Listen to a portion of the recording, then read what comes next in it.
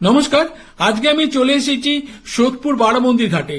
এর আগে কলকাতার বাগবাজার ঘাট থেকে আইরিটোলা ঘাট পর্যন্ত বিভিন্ন ঘাটের ভিডিও আপনাদের দেখিয়েছি এবং গত 3টি পর্বে দেখিয়েছি আরিয়াদহ ঘাটের ভিডিও। আজকে আপনাদের দেখাবো সোদপুর বারোমন্দির ঘাটের ভিডিও। রাস্তার বাঁদিকে যে সাদা রঙের উঁচু পাঁচিল দিয়ে ঘেরা জায়গাটা দেখতে পাচ্ছেন, ভেতরে অনেক গাছপালা আছে। আসলে এটি হলো একটি মেডিটেশন সেন্টার। তার নামটি আপনাদের দেখাচ্ছি, দেখুন দেয়ালের গায়ে বড় বড় করে লেখা রয়েছে বিপাশনা মেডিটেশন। লেখাটি আপনাদের দেখানোর চেষ্টা করলাম। এবার এই রাস্তা ধরে সোজা সামনের দিকে চলে গেলেই কিন্তু আমরা পৌঁছে যাব সোদপুর বারোমন্দির ঘাটে, অর্থাৎ গঙ্গার ঘাটে। আর রাস্তার ডান দিকে পাঁচিল দিয়ে ঘেরা যে জায়গাটি আপনারা দেখতে পাচ্ছেন, ভেতরে অনেক বড় বড় গাছপালা আছে। সেটি আসলে এককালে বাগান ছিল, কিন্তু যত্নের অভাবে আর পরিচর্যার অভাবে এখন সেটা অবিন্যস্ত হয়ে পড়েছে। আপনারা দেখলেন সেই দৃশ্য। এবারে আমরা সামনের দিকে অর্থাৎ গঙ্গার ঘাটের দিকে এগিয়ে যাব। আপনারা দেখতে পাচ্ছেন রাস্তার মাঝখানে লম্বাটে জায়গার মধ্যে ঘেরা জায়গার মধ্যে অনেকগুলো গাছ লাগানো আছে। এটিকেও বাগানের আকার দেওয়ার চেষ্টা করা হয়েছিল, কিন্তু যত্নের অভাবে যা হয় বাগানটি নষ্ট হয়ে গেছে। আপনারা দেখছেন গাছপালাগুলোর অবস্থা কিন্তু খুব একটা ভালো নয়। আর দূরে দেখতে পাচ্ছেন সোদপুর বারোমন্দির ঘাটে চাঁদনি। আপনারা দেখছেন অপূর্ব স্থাপত্য শৈলীতে নির্মিত চাঁদনিটি। এই চাঁদনি সম্পর্কে আমি আপনাদের পরে তথ্য শেয়ার করব। তার আগে বলিনি যে এই চাঁদনির আগে ডান দিকে এবং বাঁ দিকে লম্বা টানা ভিতের উপর 6টি করে মোট 12টি আটচালা শৈলীতে নির্মিত শিব মন্দির আছে।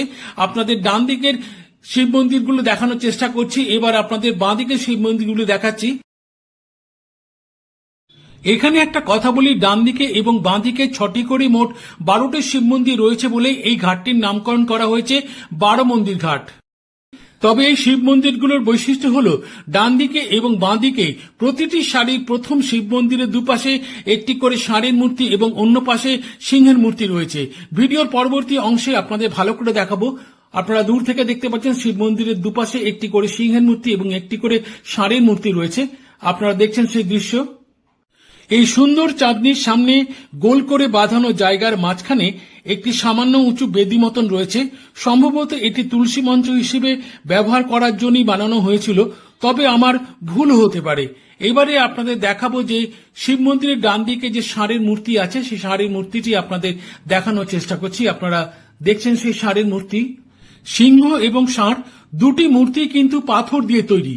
আপনারা দেখছেন সেই মূর্তি। এবার আপনাদের সিংহের মূর্তিটি দেখাচ্ছি। দেখুন একটু উঁচু মতন জায়গায় কিভাবে সামনে দুপা ছড়িয়ে মেঝের উপর থেবড়ে বসে আছে সিংহ, মাথায় কোকড়ানো কেশর। এই শিব মন্দিরগুলো দেখাচ্ছি আপনাদের। প্রথম শিব মন্দিরটা সংস্কার করা হয়েছে, রংচং করা হয়েছে, কিন্তু বাদবাকি 5টি শিব মন্দির মানে এই দিকের 5টি শিব মন্দির কিন্তু কোন রকম সংস্কার করা হয়নি। হয়তো আগে করা হয়েছিল, কিন্তু সেটা এখন বিবর্ণ হয়ে গেছে যত্নের অভাব। প্রতিটি শিব মন্দিরে কিন্তু কালো পাথরের শিবলিঙ্গ আছে, আর প্রত্যেকটি শিব মন্দির আকারে এবং উচ্চতায় সব সমান। আপনারা দেখছেন কালো পাথরের শিবলিঙ্গটি। খানিকটা যত্নে বা পরিচর্যার অভাব রয়েছে, সংস্কারের অভাব রয়েছে। আপনাদের দেখাচ্ছি মন্দিরগুলি। টানা লম্বা ভিতের উপর পরপর 6টি শিব মন্দির রয়েছে এখানে।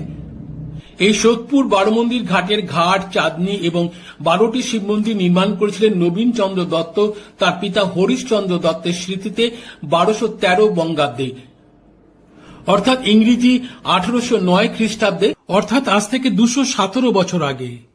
এবারে এই দিককার 6টি শিব মন্দিরের মধ্যে শেষ শিব মন্দিরটি আপনাদের দেখানোর চেষ্টা করলাম। আপনারা দেখলেন যে এই শিব মন্দিরের রংটা একটু আলাদা। এবার এই 6টি শিব মন্দিরের সামনে যে প্রাঙ্গণটি রয়েছে সেটি আপনাদের দেখানোর চেষ্টা করছি। আপনারা দেখছেন এখানে কিছু গাছপালা রয়েছে, কিছু মানুষজন এখানে বসে আছেন। বেশ সুন্দর ছায়া সুনিবিড় শান্ত স্নিগ্ধ জায়গা। আপনাদের চাঁদনিটি দেখানোর চেষ্টা করছি এই প্রাঙ্গণ থেকে। আর দেখছেন ওপাশে গঙ্গা বয়ে যাচ্ছে, আর গঙ্গার পাশেই রয়েছে এই প্রাঙ্গণটি। এবার চাঁদনির ভেতর দিয়ে আমরা গঙ্গার ঘাটের দিকে যাচ্ছি। গঙ্গার ঘাটগুলি বেশ প্রশস্ত, টানা, ধাপে ধাপে নেমে গেছে গঙ্গার বুকে। বেশ কিছু মানুষজন এখানে স্নান করছেন। গঙ্গার ওপারটাই হলো কোন্নগর। এবার এই ঘাটটি নির্মাণের পিছনে যে করুণ ও বেদনাদায়ক কাহিনী আছে সেটি আপনাদের শোনাই। আগেই বলেছি যে নবীন চন্দ্র দত্ত তার পিতা হরিশচন্দ্র দত্তের স্মৃতিতে এই ঘাটটি নির্মাণ করেছিলেন। নবীনচন্দ্রের দত্তের পিতা হরিশচন্দ্র দত্ত একবার কলকাতার কোনো এক গঙ্গার ঘাটে তর্পণ করতে গিয়ে তিনি একটি মর্মান্তিক দৃশ্য দেখেছিলেন। এক গর্ভবতী রমণী জলভরা কলসি নিয়ে সিঁড়ি দিয়ে ওপরে ওঠার সময় পা পিছলে পড়ে যান এবং সেখানেই তার গর্ভপাত হয় এবং তিনি মারা যান। শোনা যায় সেই গঙ্গার ঘাটের ধাপগুলি নাকি খুব উঁচু উঁচু ছিল। তখন তিনি স্বপ্ন দেখেন তিনি এমনই একটি ঘাট নির্মাণ করবেন যে ঘাটে ধাপের উচ্চতা যতটা সম্ভব কম রাখা হবে। তিনি জীবদ্দশায় তার স্বপ্নকে বাস্তবায়িত করতে পারেননি, কিন্তু তার মৃত্যুর পর তার সুযোগ্য পুত্র নবীনচন্দ্র দত্ত তার পিতার স্বপ্নকে বাস্তবায়িত করেছিলেন। আপনারা দেখলেন ঘাটের ধাপগুলি মাত্র 4 ইঞ্চি উচ্চতার ধাপ। এই ঘাটটি নির্মাণ করেছিলেন প্রথম বাঙালি ইঞ্জিনিয়ার নীলমণি মিত্র এবং ঘাট নির্মাণের উপদেষ্টা ছিলেন স্যার ব্রাডফোর্ড লেসলি। আপনারা দেখছেন কি অপূর্ব স্থাপত্য শৈলীতে নির্মিত হয়েছিল সোদপুর বারোঘাটের চাঁদনিটি। এই চাঁদনির নিচে অনেক পরিবার তাদের পারিবারিক ক্রিয়াকর্ম করে থাকেন। আপনাদের দেখালাম সেই ছবি। এবার বাঁদিকে 6টি শিব মন্দিরের ছবি আপনাদের দেখাচ্ছি। আপনারা শিব মন্দিরের চূড়াটি দেখুন, আটচালা শৈলীতে নির্মিত। এই 6টি শিব মন্দিরের 2টি শিব মন্দির সংস্কার করা হয়েছে, রংচং করা হয়েছে। বাদবাকি 4টি মন্দির কিন্তু এখনো জীর্ণ ও বিবর্ণ অবস্থায় রয়েছে। আপনাদের দেখাচ্ছি এক এক করে শিব মন্দিরগুলি। প্রতিটি শিব মন্দির আগেই বলেছি যে একই উচ্চতা এবং একই আকারের। প্রত্যেকটি শিব মন্দিরে রয়েছে কালো পাথরের শিবলিঙ্গ। এখানে দ্বিতীয় শিব মন্দিরটি দেখানোর চেষ্টা করছি আপনাদের। এখানে মূল মন্দিরের দরজার দুপাশে এবং ওপরের কিন্তু ফুলকারি নকশা এবং মোটিভের কাজ আছে। প্রত্যেকটি মন্দিরে আছে, 12টি শিব মন্দিরে রয়েছে এই কাজ। আর উঁচু টানা লম্বা ভিতের ওপর 6টি করে 12টি শিব মন্দির রয়েছে। আপনাদের শিবলিঙ্গটি দেখানোর চেষ্টা করছি, কালো পাথরের শিবলিঙ্গ। এবার তারপরে যে 4টি শিব মন্দির আছে সেগুলো আপনাদের দেখাচ্ছি। দেখুন, বিবর্ণ হয়ে গেল, জীর্ণ হয়ে গেল, কিন্তু তার কারুকাজ এখনো অমলিন রয়েছে, এখনো স্পষ্ট রয়েছে খানিকটা। দেখুন, খিলানে কিন্তু কাজ রয়েছে, খাঁজ কাটা কাজ রয়েছে খিলানগুলি। দুপাশে থামও রয়েছে সরু সরু, আর 3 দিকে রয়েছে ফুলকারি নকশা এবং মোটিভের নকশা। আপনাদের দেখানোর চেষ্টা করছি। দেখুন, এই যে খিলানের কাজ আছে এগুলোকে পত্রালি খিলান বলে, পাতার আকৃতি খিলানের ধারগুলো। আর দুপাশে সরু সরু জোড়া জোড়া থাম আছে। আর ভেতরে শিবলিঙ্গ রয়েছে, একটা মোমবাতি জ্বলছে, কেউ হয়তো পুজো করছেন ভেতরে। শিবলিঙ্গে আকন্দ ফুলের মালা দেওয়া হয়েছে। মন্দিরগুলো বিবর্ণ এবং খানিকটা জীর্ণ হয়ে পড়েছেন। এই দেখুন, এই মন্দিরটি বন্ধ রয়েছে, তালা দেওয়া রয়েছে। দরজায় কি সুন্দর কাঠের দরজায় পাল্লাতে কি সুন্দর কাজ রয়েছে। এখনকার দিনে কাঠের দরজার পাল্লায় এই ধরনের কাজ দেখা যায় না, এগুলো সব সাবেকি আমলে তৈরি। আপনাদের আগেই বলেছি যে এই শিব মন্দির ঘাট এবং চাঁদনি তৈরি হয়েছিল 1213 সালে, ইংরেজি 1809 সালে, অর্থাৎ আজ থেকে 217 বছর আগে। আপনারা দেখছেন নতুন রং করা, সংস্কার করা শিব মন্দিরটি। আর এই শিব মন্দির দুপাশেও কিন্তু একটি করে ষাঁড় এবং একটি সিংহের মূর্তি আছে।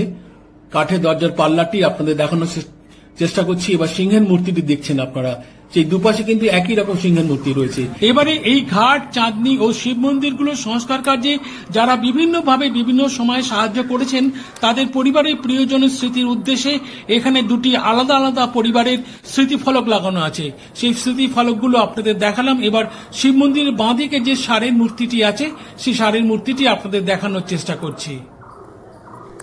বন্ধুরা, এই যে গঙ্গার ধারে ধারে বিভিন্ন জায়গায় 12টি করে শিব মন্দির তৈরি করা হয়েছে, তার পেছনের কারণটা কি আপনারা হয়তো অনেকেই জানেন। তবুও আমি বলি যে ভারতের বিভিন্ন জায়গায় যে দ্বাদশ জ্যোতির্লিঙ্গ রয়েছে, সেই দ্বাদশ জ্যোতির্লিঙ্গকে স্মরণ করেই কিন্তু 12টা করে শিব মন্দির তৈরি করা হয়েছে। আপনারা জানেন যে দক্ষিণেশ্বরে রয়েছে 12টি শিব মন্দির, এই সোদপুর ঘাটেও আছে 12টি শিব মন্দির, যা আপনাদের আজকের ভিডিওতে দেখিয়েছি। আবার এই গঙ্গার ঘাটের উল্টো দিকে কোন্নগর গঙ্গার ঘাটেও কিন্তু রয়েছে 12টি শিব মন্দির। এইরকম অজস্র উদাহরণ রয়েছে। যাক সেসব কথা। বন্ধুরা, এর আগে বাগবাজারের মায়ের ঘাট থেকে শুরু করে আহিরিটোলা পর্যন্ত যে সমস্ত ঘাট আছে সেই সমস্ত ঘাট নিয়ে এবং পরবর্তী সময় আড়িয়াদহ গঙ্গার ঘাট নিয়ে আমি মোট 8টি পর্বের ভিডিও আপনাদের দেখিয়েছি এবং সেই ভিডিওগুলো আপনাদের ভালো লেগেছে দেখে আমি আবার আজকে চলে এসেছি সোদপুর বারোমন্দির ঘাটে। আজকের ভিডিওতে আমি আপনাদের সামনে তুলে ধরলাম সোদপুর বারোমন্দির ঘাটের ছবি এবং তার কাহিনী। এটি আমার গঙ্গার ঘাট কথার 9ম পর্ব। আপনারা দেখছেন গঙ্গার দৃশ্য, অপূর্ব দৃশ্য, ওপারে রয়েছে কোন্নগর। বন্ধুরা, কেমন লাগলো আজকের ভিডিও? যদি মন্তব্য করে জানান তাহলে আন্তরিকভাবে কৃতজ্ঞ থাকবো। আজকের ভিডিও তাহলে এখানেই শেষ করছি। সবাই খুব ভালো থাকবেন, সুস্থ থাকবেন এবং আনন্দে থাকবেন। নমস্কার।